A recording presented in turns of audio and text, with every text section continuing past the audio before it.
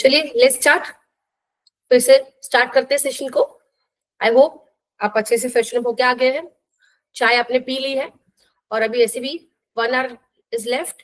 सो हम कंप्लीट करते हैं अपने जीएसटी रिटर्न से। जीएसटी रिटर्न कैसे प्रिपेयर करना है उसके लिए आपको एक प्रैक्टिस के लिए जीएसटी पोर्टल का एक सिमुलेशन प्रोवाइड किया गया है। वो सिमुलेशन आप देख के उसमें जीएसटी रिटर्न्स की प्रिपरेशन कर सकते हैं, प्रैक्टिस कर सकते हैं। सो उसके लिए आर यू ऑल देयर? अगर सब आ जाते उसके बाद स्टार्ट करते हैं, otherwise they will miss this point और फिर उनको लॉगिन समझेगा नहीं हाउ टू लॉग इन। अब यहाँ पे आपको कुछ नहीं करना है, आपको इसका एक्सेस ऑलरेडी प्रोवाइड कर दिया है। आपको जो ईमेल मिला है उसमें आपका आईडी और पासवर्ड दोनों है। अगर आप में से किसी को अभी तक ईमेल नहीं मिला है तो please let me know, I will tell you your ID and password. Otherwise email नहीं भी मिला होगा तो फिर भी आपको यहाँ पे राइट हैंड साइड पे लॉग इन और रजिस्टर पे क्लिक करना है। See here, log in and register पे क्लिक कीजिए राइट हैंड साइड पे। शेयर आपका ये जीएसटी सिमुलेशन है, आपने यहाँ पे एडिट योर जीएसटी नंबर पे एंटर किया है। यहाँ पे मैंने ऑलरेडी पहले डिटेल्स डाली हुई तो मुझे ये दिख रहा है, लेकिन आपको शायद कुछ अमाउंट या फिर कोई डिटेल नहीं शो हो रही है क्योंकि आपने फर्स्ट टाइम इस पे लॉग इन किया है। तो अभी आप क्या करेंगे, यहाँ पे आपका जीएसटी सर्टिफिकेट ओपन कर लीजिए। जो डे 1 में हमने प्रोवाइड किया था आपके फोल्डर में होगा जीएसटी सर्टिफिकेट, वो ओपन कर लीजिए और यहां से उसमें जीएसटी नंबर्स और नाम एंटर कर दीजिए। आपके इसमें नाम एंटर करेंगे, जीएसटी नंबर एंटर करें, ठीक है, वहां से कॉपी करेंगे तो भी हो जाएगा। ओके, सो आई होप आपने उसमें जीएसटी नंबर अपने सर्टिफिकेट से एंटर किया होगा। देखिए this is GST number, control we, और आपके सर्टिफिकेट से आप उसका नाम भी एंटर कीजिए यहाँ पे, परफॉर्मेंस कंसल्टेंसी, या फिर अभिनव मानसी भी डालेंगे तो भी चलेगा।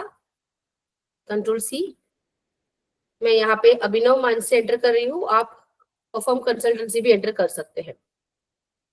अब आपके सामने ये जीएसटी फॉर्मेट आ रहा है क्या? जीएसटी नंबर फॉर्मेट जैसे एंटर किया आपने, जीएसटी नंबर फॉर्मेट आ रहा है आपके सामने, प्लीज लेट मी नो।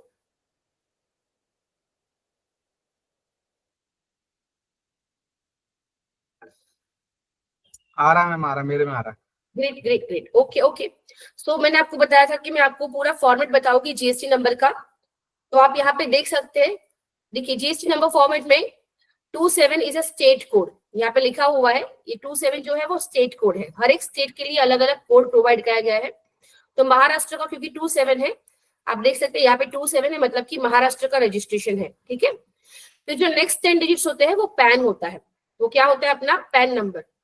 तो जीएसटी रजिस्ट्रेशन हमेशा पैन बेस्ड होगा। ऑल ओवर इंडिया आप कहीं पे भी जीएसटी रजिस्ट्रेशन होंगे, ये जो 10 डिजिट है बीच के वो हमेशा सेम रहेगी क्योंकि ये पैन है आपका। तो ये हमेशा आपके जीएसटी नंबर में दिखेगा, आपको कितने भी जीएसटी रजिस्ट्रेशन ले लो ये कॉमन रहेगा आपके लिए, ठीक है। फिर ये जो लास्ट है, सॉरी ये जो नंबर है 1, मतलब कि यहाँ तक देखिए 27 हो गया और 10 डिजिट हो गया, मतलब 12 डिजिट्स हो गए।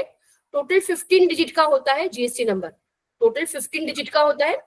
और ये 12 डिजिट्स यहाँ पे हो गए हैं, 2 स्टेट कोड और 10 GST number, sorry 10 number, I am so sorry, pan number. अब जो 13 डिजिट रहेगा वो कितनी आपकी जीएसटी रजिस्ट्रेशन है वो शो करेगा, ठीक है। तो देखिए ये जो जीएसटी रजिस्ट्रेशन है या जीएसटी नंबर है उसका सिर्फ एक ही रजिस्ट्रेशन है, इसलिए 1 दिखा रहा है। अब ये हो सकता है कि इसी पैन पे, मतलब ये जो पैन नंबर है उसका, उस पे उसके मोर देन 1 रजिस्ट्रेशन हो, अलग अलग स्टेट में 2 रजिस्ट्रेशन लिया उसने, या फिर सेम स्टेट में भी 2 या 3 रजिस्ट्रेशन पॉसिबल हो सकते हैं। सो अगर उसके जितने भी जीएसटी रजिस्ट्रेशन होंगे ना वो यहाँ पे आपको शो करता है, ठीक है। और ये कोई रैंडम नंबर होता है जो लास्ट में लिखा है आपको Z3, मतलब ये Z और ये 3 कोई रैंडम अल्फाबेट या फिर नंबर हो सकता है, ठीक है। तो इस तरह से आपकी जीएसटी की नंबर की फॉर्मेशन होती है। कोई भी जीएसटी नंबर आप देखेंगे तो हमेशा आपको स्टार्टिंग में 2 डिजिट स्टेट कोड दिखेंगे, फिर आपका पैन दिखेगा और उसके बाद कितने रजिस्ट्रेशन है इस पैन पे वो दिखेगा, और बाद में लास्ट में 2 रैंडम अल्फाबेट भी हो सकते हैं या नंबर भी हो सकता है, ठीक है। तो इस तरह से आपका हो गया। अभी आप अपडेट टैक्स पे क्लिक कीजिए। अपडेट टैक्स पे क्लिक करेंगे और आपके सामने जीएसटी डेमो पोर्टल ओपन हो जाएगा, ठीक है। मैम क्रिएट टैक्स पेयर आ रहा है हमारे में ऑप्शन।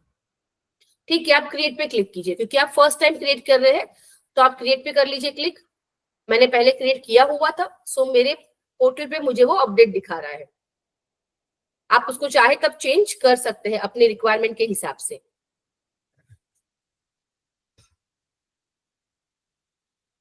ठीक है, चलिए यहाँ पे जो राइट साइड पे मुझे यहाँ पे ऑप्शन दिख रहा है, आपके सामने ये स्क्रीन ओपन हो गया है। ये वाला स्क्रीन जो मुझे दिख रहा है, मेरे स्क्रीन पे है, वो आपके सामने भी है। प्लीज अनम्यूट कीजिए आपको। Yes wanna, okay, you have the screen. Yes, yes. Fine, good good, okay. What about others? Abdul, can you see this? And Utkarsh? जी मैम है। फाइन। अभी आपको अगर ये डिटेल चेंज करनी है, जो आपने रजिस्ट्रेशन की डिटेल यहाँ पे एंटर करी, तो आप इसको क्लिक करके यहाँ से चेंज कर सकते हैं। ठीक है, फिलहाल तो आप यही रहने देंगे, और create your own tax payer information में चेंज कर सकते हैं आपकी मर्जी से। फाइन, देखिए आपने जो एंटर किया होगा वो नाम और जीएसटी नंबर यहाँ पे आपको शो हो रहा है। ओके, अब जीएसटी रिटर्न्स आपको फाइल करने हैं अगर, तो आप जैसे भी जीएसटी पोर्टल पे लॉगिन करते हैं कभी भी, अगर आपके पास जीएसटी रजिस्ट्रेशन किसी का है तो ठीक है, जीएसटी पोर्टल पे अगर आप लॉगिन करेंगे तो आपके सामने यहाँ पे इस तरह से डैशबोर्ड दिखता है। यहाँ पे आप रिटर्न डैशबोर्ड में जाके अपने रिटर्न्स सिलेक्ट कर सकते हैं और फाइलिंग स्टार्ट कर सकते हैं। ठीक है, या फिर आप सर्विसेज में रिटर्न्स में रिटर्न डैशबोर्ड पे क्लिक करके भी रिटर्न फाइल कर सकते हैं। तो चलिए मैं यहाँ पे रिटर्न्स में, सर्विसेज में, रिटर्न्स में रिटर्न डैशबोर्ड पे सिलेक्ट कर रही हूँ। तो देखिए मेरे सामने इस तरह से रिटर्न फाइलिंग के लिए ये पीरियड आ जाता है, और इसमें से मुझे पीरियड सिलेक्ट करना होगा कि मुझे कौन से पीरियड का रिटर्न सबमिट करना है या फाइल करना है। सो पहले तो फाइनेंशियल ईयर सिलेक्ट कर लेते हैं। अब हमारा जो फाइनेंशियल ईयर है वो 25-26 ही है। ठीक है, तो इसको रहने देते हैं। अब और उसका क्वार्टर सिलेक्ट कर लेते हैं। हमें फर्स्ट क्वार्टर का, क्योंकि अप्रैल का रिटर्न फाइल करना है, तो वो Q1 में ही आता है। ठीक है, और वो जो मंथ है वो अप्रैल है, तो अप्रैल सिलेक्ट कर लेते हैं और सर्च पे क्लिक करते हैं। अब सर्च पे क्लिक करेंगे तो मेरे साथ आई होप आप कर रहे हैं, आपको मेरे साथ एंट्रीज वगैरह करना है और इस तरह से रिटर्न्स ओपन करना है। हम रिटर्न प्रिपेयर कर रहे हैं। ठीक है, तो आपके सामने ये सारे ऑप्शन आ जाएंगे, GSTR 1, GSTR 2A, GSTR 2B, GSTR 2B quarterly view और जीएसटीआर 3B। ठीक है, ये जो चेंज ओपनिंग बैलेंस या upload GST 2B JSON file है ना, ये ऑप्शन आपको पोर्टल पे नहीं दिखेगा, क्योंकि ये एक सिमुलेशन है। देखिए यहाँ पे लिखा हुआ है GST demo dashboard for GST return filing training, तो ये ट्रेनिंग पर्पस के लिए बनाया गया है। सो आपको यहाँ पे कुछ ऑप्शंस दिख रहे हैं जो जीएसटी पोर्टल में जब आप लॉगिन करेंगे, जो रियल वाला जीएसटी पोर्टल अपना है, उसमें ये ऑप्शन नहीं दिखेगा। ठीक है, चलिए ये कुछ एडजस्टमेंट्स के लिए यहाँ पे प्रोवाइड किए जाते हैं। फाइन, वो आपको मैं एक्सप्लेन करूंगी कि वो क्या पर्पस है यहाँ पे प्रोवाइड करने का, लेकिन उसके पहले हम जीएसटीआर 1 समझ लेते हैं। फिलहाल हम जीएसटीआर 1 समझ रहे हैं, उसमें लिखा हुआ है details of outward supplies of goods और सर्विसेज जीएसटीआर 1। सो हमें जीएसटीआर 1 फाइल करना है। उसके दो ऑप्शन है फाइलिंग के, आप ऑनलाइन भी इसको प्रिपेयर कर सकते हैं या फिर ऑफलाइन भी प्रिपेयर कर सकते हैं। आज हम ऑनलाइन से स्टार्ट करेंगे, ऑफलाइन इतना डिफिकल्ट नहीं होता है। ऑनलाइन में हम मैनुअल एंट्रीज पास करते हैं और ऑनलाइन प्रिपेयर करते हैं। ठीक है, अब ऑफलाइन मतलब उसका नहीं है कि आपको ऑफलाइन फिर जाके फॉर्म्स फिलअप करने होंगे और सबमिट करना होगा। ऑफलाइन मतलब कि फिजिकल फॉर्म्स वगैरह, ऐसा नहीं है। फाइलिंग तो ऑफलाइन ही होती है, लेकिन जो जीएसटी रिटर्न प्रिपेयर होता है वो ऑफलाइन प्रिपेयर होता है। दोनों में डिफरेंस आपको स्लोली एंड ग्रेजुअली समझ में आएगा। फिलहाल हम प्रिपेयर ऑनलाइन पे क्लिक करते हैं। चलिए, click on prepare online, click on prepare online.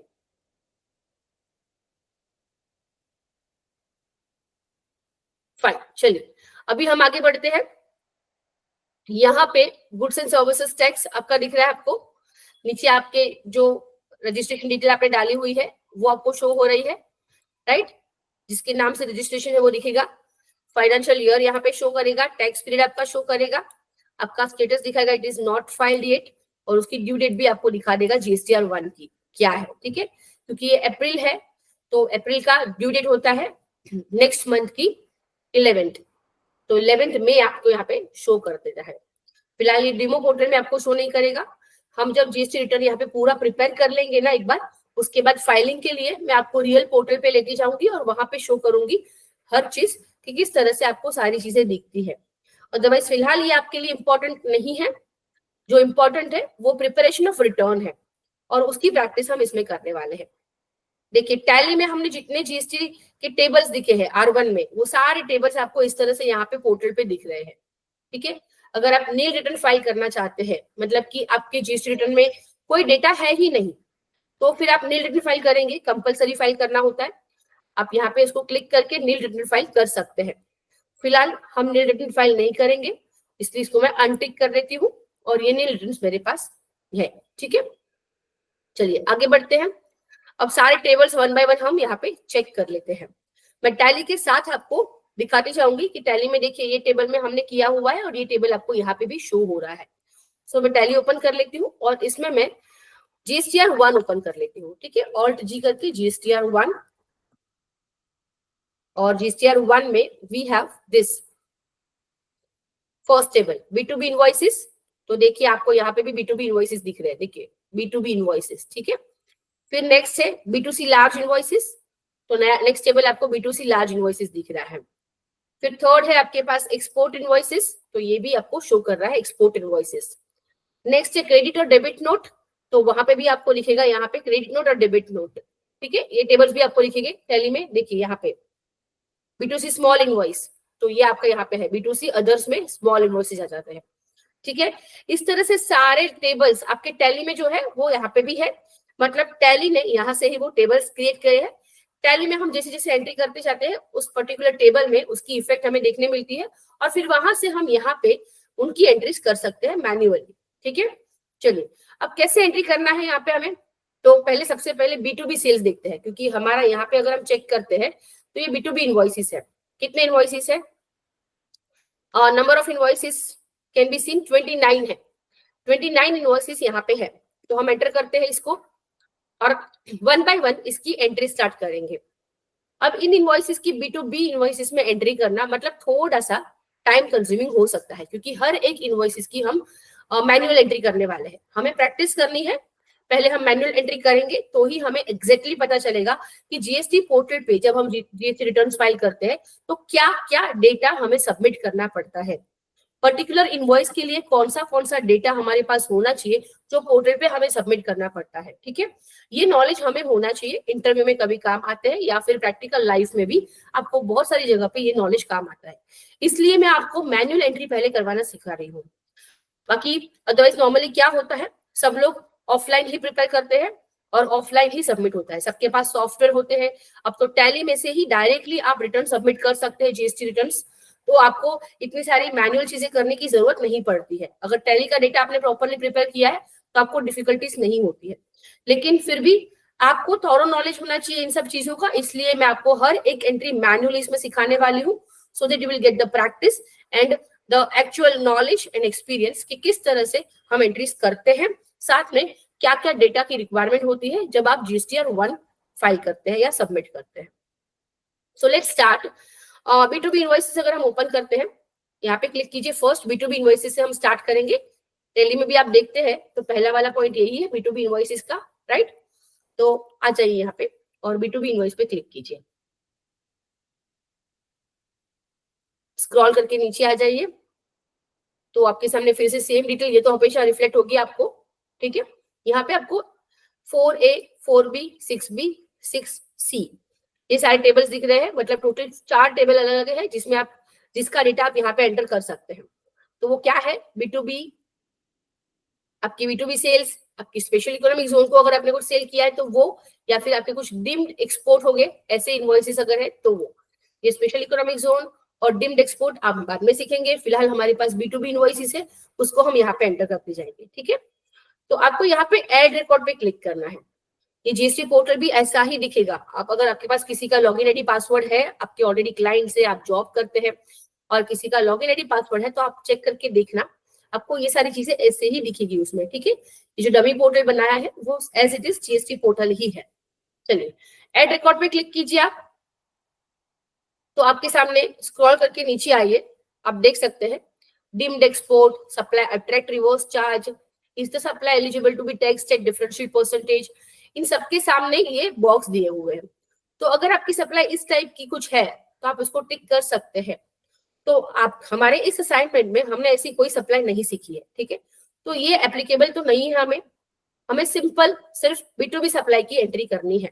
Okay, ये supply with payment, SEZ supply with मतलब special economic zone supplies with the payment, intrastate supply attracting IGST या special economic zone supply without payment, ऐसा कुछ होगा तो यहाँ पे ये अपने को एप्लीकेबल नहीं है। रीजन हम धीरे धीरे समझेंगे, ठीक है। फिलहाल इस पे ध्यान नहीं देते हुए हम किस तरह से अपने रिटर्न्स में एंट्रीज पास करेंगे, किस तरह से एंट्री बुक करेंगे B2B इनवॉइसेस की, वो चेक करते हैं। तो यहाँ पे हमें सबसे पहले GST नंबर चाहिए, ठीक है। Let's take the GST number, enter कीजिए यहाँ पे। ये जो फर्स्ट नंबर है इसको आप कॉपी कर सकते हैं अगर, let me try because otherwise I haven't tried earlier, क्योंकि मैं मैनुअल एंट्री पास नहीं करती हूँ। We directly prepare GST reports from the software and upload it, या फिर डायरेक्टली सॉफ्टवेयर से ही वो फाइल हो जाता है, ठीक है। सो यहाँ पे मैं ट्राइंग दिस, Ctrl+C किया और Ctrl+V किया, नहीं आ रहा है, ठीक है। सो नो प्रॉब्लम, यहाँ से इस तरह से कॉपी नहीं होगा। तो इसके लिए मैं क्या करती हूँ, जितनी भी मेरी सेल्स है ना उसको मैं पहले एक्सेल में एक्सपोर्ट कर लेती हूँ, या फिर आप इस GST रिटर्न को एज इट इज एक्सेल में भी एक्सपोर्ट कर सकते हैं। यहाँ पे मैं एस्केप कर रही हूँ, और अगर GST रिटर्न्स को यहाँ से मैंने एक्सपोर्ट किया ना तो जो बिल वाइज एंट्री है ना वो मुझे उसमें नहीं शो करती है। तो मुझे हर एक इनवॉइस की अगर डिटेल चाहिए तो शॉर्ट में या सिंपल फॉर्म में मैं सेल्स में जा रही हूँ, और सेल्स में जाके पूरा डेटा एक्सेल में एक्सपोर्ट करती हूँ, ताकि मैं वहां से डेटा कॉपी पेस्ट कर सकूं अपने GST पोर्टल पे, ठीक है। और मैं अपनी एंट्रीज थोड़ी क्विकली कंप्लीट कर सकूं, ठीक है। चलिए मैं एस्केप कर रही हूँ यहाँ से, display statement of accounts and statistics में जा रही हूँ, उसमें मैं सेल्स में जा रही हूँ और एंटर कर रही हूँ। मेरे पास 32 इनवॉइसेस है अप्रैल मंथ के, और मुझे अप्रैल का रिटर्न फाइल करना है, GST रिटर्न। अब यहाँ पे आप देखते हैं तो आपके सामने डेट है, पर्टिकुलर्स मतलब कि कौन सा आपका क्लाइंट है, कस्टमर है, वो डिटेल दिख रहा है आपको, वाउचर टाइप दिख रहा है और वाउचर नंबर दिख रहा है, ठीक है, और इसका अमाउंट दिख रहा है, टोटल अमाउंट। लेकिन GST रिटर्न्स में आपको जो जो डिटेल चाहिए वो क्या है, देखिए, आ जाइए फिर से GST पोर्टल पे देख लेते हैं। उसका GST नंबर चाहिए, इनवॉइस की डेट चाहिए, इनवॉइस वैल्यू चाहिए। देखिए यहाँ पे जो आपके रेड मार्क दिख रहे हैं ना वो कंपलसरी टैब्स है, तो उसमें आपको कंपलसरी डेटा एंटर करना ही पड़ेगा। तो आपको टोटल इनवॉइस वैल्यू एंटर करनी है। प्लेस ऑफ सप्लाई, जैसे आप GST नंबर डालते हैं वैसे ऑटो पॉपुलेट हो जाता है, लेकिन यहाँ पे शायद कभी ना भी हो, कभी हो जाता है कभी नहीं होता है। डोंट वरी, हम प्लेस ऑफ सप्लाई अपने आप से सिलेक्ट करेंगे, तो हमारे जो कोड है स्टेट कोड वो भी हमें इजीली समझ में आने लगेंगे और याद भी रहने लगेंगे, ठीक है। और फिर इसको एंटर करने के बाद नीचे हमें टैक्सेबल वैल्यू एंटर करनी होती है, ठीक है। तो सबसे पहले GST नंबर इनवॉल्व चाहिए, तो हम इसको क्या करते हैं, ये जो डेटा दिख रहा है ना उसको और डिटेल में देखते हैं, क्योंकि हमें सारी डिटेल्स चाहिए। तो डिटेल में देखने के लिए आपको यहाँ पे कॉलमनर जो F8 दिख रहा है ना उसको क्लिक कीजिए, राइट साइड पे देखिए F8 मतलब कि कॉलमनर। अगर आपने ये ओपन नहीं किया है तो प्लीज मेरे साथ ओपन कीजिए, क्योंकि हम ये डेटा एक्सेल में एक्सपोर्ट करने वाले हैं। तो please open it with me.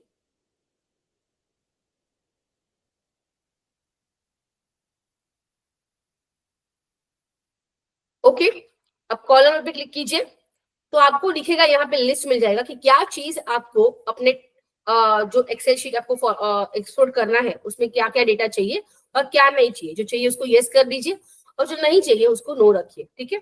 तो सबसे पहले बायर्स नेम, तो बायर्स नेम तो आपको चाहिए, सो आप एंटर करके रखेंगे, यस कर दीजिए, उस पर वाई प्रेस कीजिए, वाई, और एंटर कीजिए। बायर्स एड्रेस नॉट रिक्वायर्ड, ठीक है, इस डिटेल में हमें एड्रेस की जरूरत नहीं है। कंसाइनी नेम, कंसाइनी एड्रेस नहीं चाहिए, तो सबको नो करके एंटर करते चाहिए, मतलब वो ऑलरेडी नो ही है तो एंटर कर दीजिए आप उस पर। फिर वाउचर टाइप चाहिए, no, it is not required. Voucher number, yes, voucher number चाहिए, क्योंकि वो तो इनवॉइस नंबर है, जहां पे हमने वाउचर नंबर एंटर किया है वही तो आपका इनवॉइस नंबर है, तो इनवॉइस नंबर आपको हर एक जगह पे चाहिए, तो यस रखिए उसको। वाउचर रेफरेंस नंबर नहीं चाहिए। फिर पार्टीज GST नंबर, तो हाँ, GST नंबर तो सबसे पहले एंटर करना है। देखिए यहाँ पे GST नंबर सबसे पहले एंटर करना है, तो GST नंबर तो चाहिए, उसको वाई कीजिए और उसको एंटर कीजिए। पार्टीज टैक्स रजिस्ट्रेशन नंबर, उसको नो रखिए। Show service tax registration number, no. Show PAN, PAN की भी रिक्वायरमेंट नहीं है तो नो रखिए। वाउचर का नरेशन आपको चाहिए क्या, no. Order details, receipt dispatch details, import export detail, shipping details, port code, quantity details, ये कुछ रिक्वायरमेंट अभी फिलहाल नहीं है। ठीक है, जीएसटी रिटर्न प्रिपेयर करने के लिए हमें ये सब डेटा नहीं चाहिए, तो उसको नो रख दीजिए। नीचे आ जाइए, show item value, yes. Show ledger amount with debit and credit, तो उसको नो कर दीजिए। डेबिट एंड क्रेडिट के साथ के हमारे अमाउंट नहीं चाहिए, हमें नॉर्मल अमाउंट चाहिए।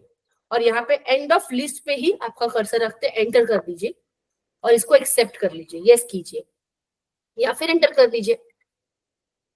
देखिए आपको जिस तरह से आपका डेटा चाहिए वो शो हो रहा है।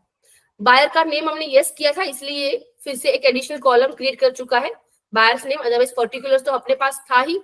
तो चलिए वापस हम कॉलमनर में जाते हैं और बायर के नेम को नो कर देते हैं। कॉलमनर में जाके बायर का नेम नो कर देते हैं और बाकी सब चीजें ऐसे ही रहने देना है, चेंज नहीं करना है। तो अभी उसको नो कर दिया मैंने, बायर्स के नेम को नो कर दिया और कंट्रोल ए कर देते हैं।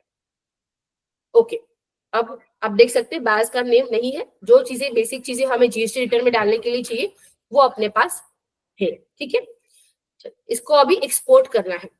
इसको एक्सपोर्ट करने के लिए आपको अल्ट ई प्रेस करना है, या फिर यहाँ पे आप देख सकते हैं एक्सपोर्ट, ऊपर देखिए आप अल्ट ई करिए या तो फिर एक्सपोर्ट पे क्लिक कीजिए और उसमें करंट पे ही रखना है आपको। कंट्रोल ई करिए या तो फिर करंट पे रखिए, उस पे आप अपने कर्सर से या फिर माउस से क्लिक कीजिए। और अब इसमें कुछ डेटा चेंज करना चाहते हैं तो यहाँ पे दिख रहा है आपको, उसमें से कुछ चेंजेस अगर आपको चाहिए तो आपको कॉन्फ़िगर पे आना है। ठीक है, तो यहाँ पे क्लिक कीजिए और आप डिसाइड कीजिए कि आपको क्या चाहिए, मतलब किस तरह का फॉर्मेट चाहिए, क्या रिपोर्ट टाइप चाहिए एंड ऑल। ठीक है, तो सबसे पहले रिपोर्ट टाइप है कॉलमनर, तो यस कॉलमनर ही चाहिए। डाउन एरो की से आप नीचे आइए। यहाँ पे आप याद रखिए जब भी आप कॉन्फ़िगरेशंस में जाते हैं, किसी भी टाइप के कॉन्फ़िगरेशंस में टैली में, तो आपको डाउन एरो की का यूज करना है अप एंड डाउन जाने के लिए। आप एंटर अगर यूज करेंगे तो हम ट्राई कर सकते हैं, एंटर करके क्या होगा यू विल सी। ठीक है, मैं एंटर प्रेस कर रही हूँ अभी। यहाँ पे एंटर प्रेस किया तो मुझे अभी उसमें जाके और ऑप्शन मिलता है कि अभी मुझे क्या चाहिए, कॉलमनर चाहिए, एक्सट्रैक्ट चाहिए, वाउचर्स चाहिए। मुझे कॉलमनर ही चाहिए, मैं कॉलमनर रख रही हूँ। ठीक है, और अभी एंटर कर रही हूँ तो ये वापस मुझे ऑप्शन दे रहा है ये सारी चीजों का, तो मैं एस्केप करके अभी बाहर आ रही हूँ फिर से। ओके, तो आप एंटर मत कीजिए, जहां पे आपको कुछ चेंजेस करने हैं वहां पे ही एंटर कीजिए। अगर कोई चेंजेस नहीं करने हैं तो आप डाउन एरो की यूज कीजिए और नीचे आते जाइए। कॉन्फ़िगरेशंस में आपको ये ध्यान में रखना है हमेशा। ठीक है, अभी फॉर्मेट ऑफ रिपोर्ट कंडेंस्ड, ठीक है, चेक करते हैं उसमें क्या है, डिटेल्ड में भी हो सकता है। तो चलिए हम डिटेल्ड रख के देख लेते हैं कि डिटेल में हमें क्या मिलेगा। Display name of ledgers, name only, fine. File format, हाँ फाइल फॉर्मेट आप चेंज कीजिए, एक्सएमएल नहीं चाहिए हमें, एक्सेल में चाहिए, तो उसको एंटर कीजिए अभी। अब जैसे एंटर करेंगे आपके सामने ऑप्शन आ जाएगा कि आपको कौन से फॉर्मेट में डेटा चाहिए। ठीक है, तो आप यहाँ से एक्सेल सिलेक्ट कीजिए, एक्सेल स्प्रेडशीट, और उसको एंटर कीजिए। अभी सिलेक्शन के लिए एंटर कीजिए। देखिए आपको फाइल फॉर्मेट चेंज हो गया है, आपको एक्सेल स्प्रेडशीट दिखा रहा है। ठीक है, फिर डाउन एरो की से नीचे आ जाइए, डिजिटल सिग्नेचर नॉट एप्लीकेबल, ये सारी चीजें ऐसे ही रहने दीजिए। अपडेट एग्जिस्टिंग फाइल, अगर कहीं पे आपका ऑलरेडी एग्जिस्टिंग फाइल है, जिस लोकेशन पे आप इसको सेव करने वाले हैं उसी लोकेशन पे अगर एग्जिस्टिंग फाइल है तो ये अपडेट हो जाएगा, तो यस रखिए उसको। अगर आपको चाहिए कि नहीं जूना वाला फाइल भी अलग से रखना है और ये नया फाइल आप जो एक्सपोर्ट करने जा रहे हैं वो अलग से चाहिए, तो आप इसको नो कर देंगे, एंटर प्रेस करेंगे तो नो हो जाएगा। ठीक है, फिर एक्सपोर्ट टू, कहाँ पे आपको एक्सपोर्ट करना है उसका पाथ आप यहाँ पे दे सकते हैं। ठीक है, तो एंटर कर रही हूँ मैं यहाँ पे पाथ देने के लिए। जैसे एंटर किया मेरे सामने ये ऑप्शन आ जाएगा, मैं अप एरो की से स्पेसिफाई पाथ में जा रही हूँ। मुझे ये फाइल जहाँ पे सेव करना होगा ना वहीं पे मैं सेव करूंगी, इसलिए स्पेसिफाई पाथ में मैंने एंटर किया और अब मैं यहाँ पे पाथ दिखा दूंगी, मतलब मेरा फोल्डर का लोकेशन दे दूंगी जहाँ पे मुझे ये एक्सपोर्ट करके फाइल चाहिए। ठीक है, तो मैंने जो फोल्डर क्रिएट किया अपना फाइनेंस कंट्रोलर का, एक्सक्यूज मी, यहाँ पे आज डे 4 है अपना, तो मैं यहाँ पे डे 4 में डाल रही हूँ, न्यू फोल्डर क्रिएट कर रही हूँ, न्यू फोल्डर डे 4 और एंटर, और उसको एंटर किया तो मेरे सामने ये एक लोकेशन क्रिएट हो गया है। मैं यहाँ पे क्लिक कर रही हूँ ऊपर, तो देखिए वो सिलेक्ट हो गया है सिंगल क्लिक से। देखिए यहाँ पे मैंने सिंगल क्लिक किया और वो सिलेक्ट हो गया। कंट्रोल सी किया मैंने यहाँ पे और टैली में आके कंट्रोल वी करना है। आई होप आप मेरे साथ कर रहे हो ताकि आपकी भी ये फाइल मेरे साथ ही एक्सपोर्ट हो जाए। ठीक है, यहाँ पे मुझे कंट्रोल वी करना है। अब मेरा लोकेशन भी मैंने दे दिया कि मुझे ये फाइल एक्सपोर्ट करके कहाँ पे सेव करना है। सो एंटर कीजिए उसको और यहाँ पे फिर से आप एंटर कर दीजिए। फाइल नेम डे बुक आप रखिए, डे बुक, अभी कोई प्रॉब्लम नहीं है। अगर आप इनकेस चाहते हैं कि कुछ और नेम रखना है तो आप चेंज कर सकते हैं, लेकिन फिलहाल आप उसको डे बुक रखिए, क्योंकि इसके बाद का जो एक्सटेंशन होता है उसमें अगर आपने कोई मिस्टेक करी तो आपकी फाइल प्रॉपरली जनरेट नहीं होगी। मैम पाथ एक बार दोबारा सेलेक्ट करना दिखाई कैसे करते हैं? ठीक है, देखिए पाथ में मैं जा रही हूँ वापस, यहाँ पे फोल्डर पाथ में एंटर करिए। यहाँ पे ऊपर आप स्पेसिफाई पाथ पे क्लिक कीजिए। हो गया, यहाँ तक हो गया। अब आपको कहाँ पे फाइल चाहिए वो फोल्डर में जाइए। जैसे कि मैंने अपना जो फाइनेंस कंट्रोल का फोल्डर था यहाँ पे, उसमें एक नया फोल्डर क्रिएट किया डे 4 का। देखिए डे 1 में आपके पास डेटा था, डे 2 का आप अपने आप को प्लीज म्यूट कीजिए। हाँ, डे 3 का कल आपने डाउनलोड किया डेटा, आज का वैसे तो कोई डेटा नहीं था, लेकिन आज हम एक्सपोर्ट करके इसमें डाल देते हैं। ठीक है, टैली में से एक्सपोर्ट करके डे 4 में डालेंगे। तो यहाँ पे राइट क्लिक कीजिए और न्यू पे आके न्यू फोल्डर पे क्लिक कीजिए और उसको रीनेम कीजिए डे 4, डे 4 इस तरह से नाम लिख दीजिए। चलिए फिलहाल मैं इसको डिलीट कर रही हूँ क्योंकि मैंने ऑलरेडी क्रिएट किया है। अभी उसमें एंटर करके उसमें डबल क्लिक करके आप फोल्डर में चले जाइए, डे 4 के फोल्डर में।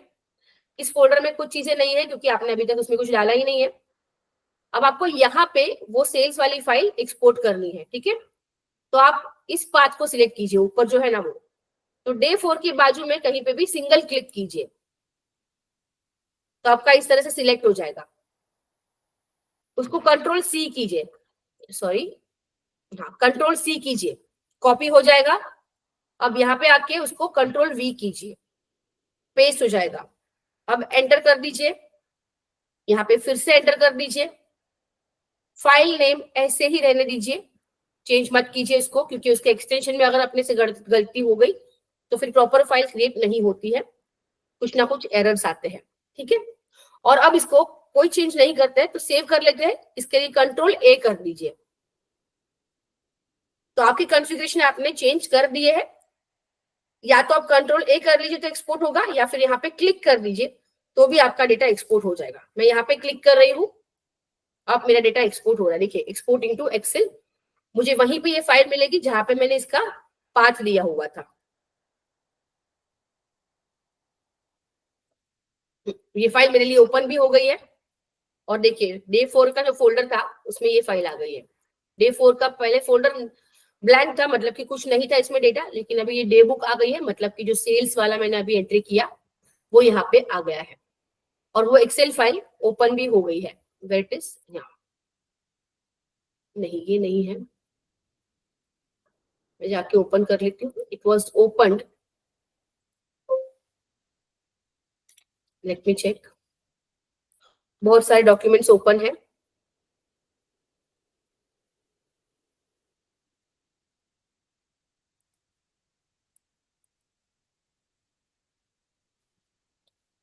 Late me close all the windows first.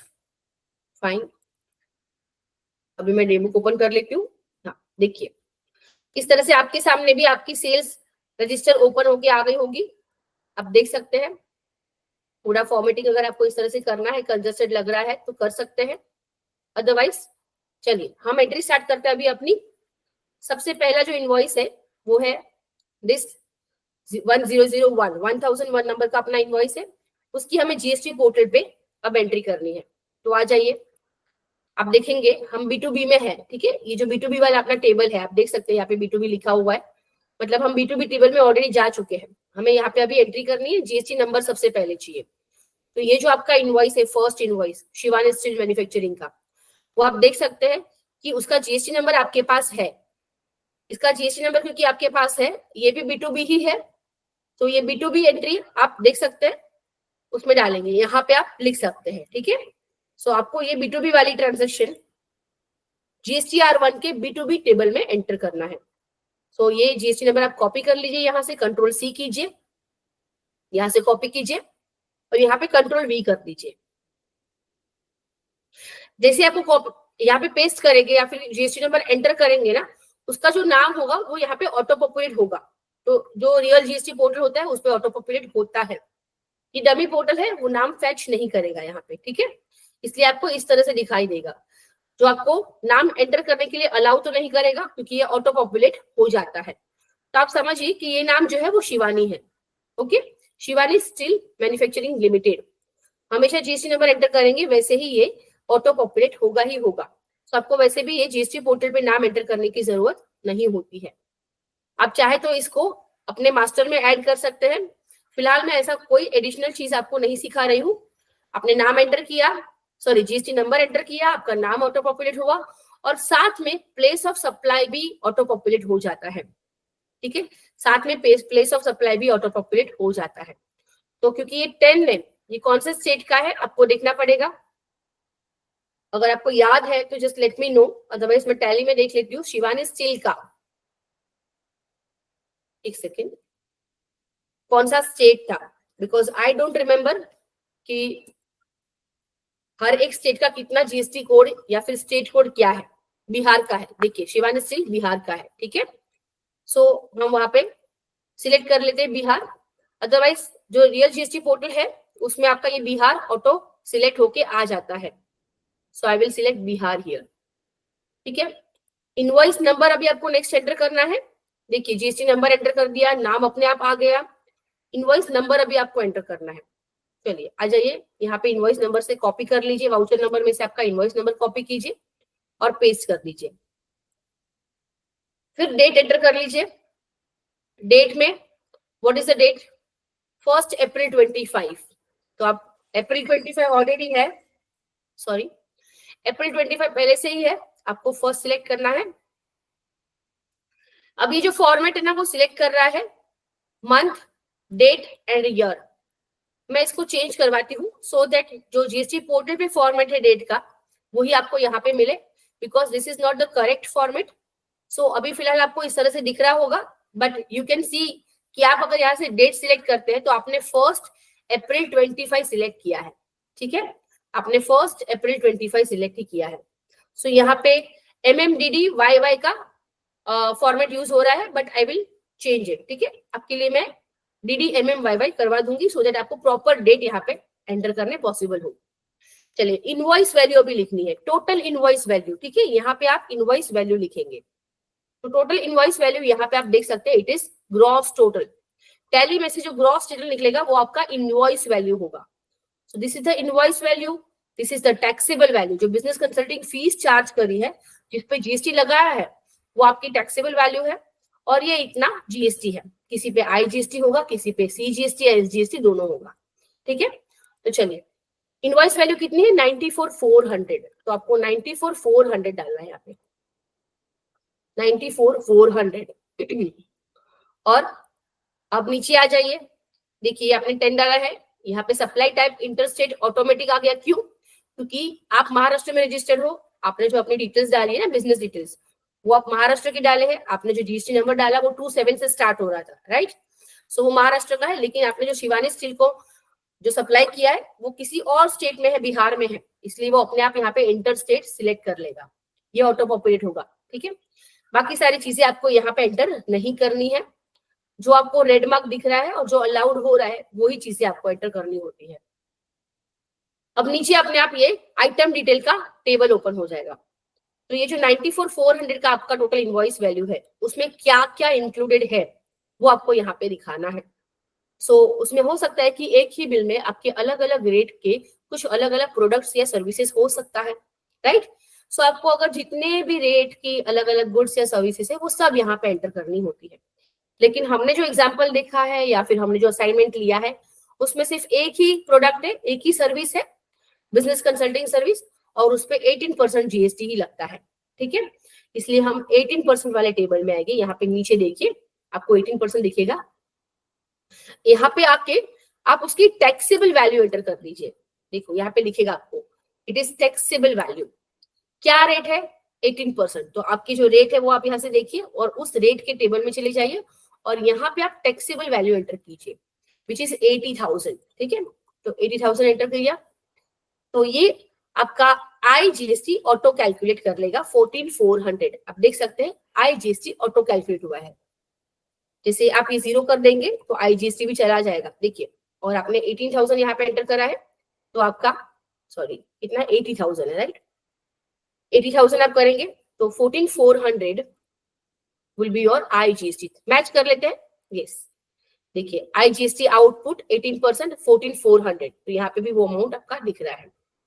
अब इसको आप सेव कर लेंगे। क्या करेंगे? सेव। एक बार इनवॉइस देख लेते पूरा ऊपर से। इस तरह से आपने यहाँ पे GST नंबर एंटर करना है, फिर invoice number, invoice date, invoice value, place of supply तो वैसे तो ऑटो पॉपुलेट हो जाता है, नहीं हुआ तो आपको करना पड़ेगा। तो आप टैली में उसके लेजर में जाके चेक कर सकते हैं, या फिर गूगल कर लीजिए कि स्टेट कोड 10 का स्टेट नेम क्या है, ठीक है। सो ये हो जाएगा। फिर टैक्सेबल वैल्यू आप यहाँ से डाल दीजिए। टैक्सेबल वैल्यू ये होगा 14,400, सॉरी बिजनेस कंसल्टिंग फीस में जो आपने लिखा है वो आपका टैक्सेबल वैल्यू है, वो आप एंटर कर दीजिए और सेव कर दीजिए। चलिए save with me, please click on save. तो आपको अभी इस तरह से दिखेगा कि आपने अभी तक एक इनवॉइस एंटर किया है B2B का। अब B2B में है, अभी देखिए यहाँ पे B2B सप्लाईज में है, मतलब B2B वाले टेबल में है GSTR 1 में, और आपने एक इनवॉइस अपलोड किया है अभी तक इस पार्टी का, ठीक है। और भी इनवॉइसेस आपको ऐड करने हैं, राइट। इसलिए आप यहाँ पे ऐड रिकॉर्ड पे क्लिक करेंगे, क्योंकि आपकी सप्लाई तो बहुत सारे लोगों को की है आपने, तो यहाँ पे आपको ऐड रिकॉर्ड पे क्लिक करना है। फिर से आपको दूसरा इनवॉइस एंटर करना है, click on add record. I hope आप मेरे साथ कर रहे हैं, please click on add records.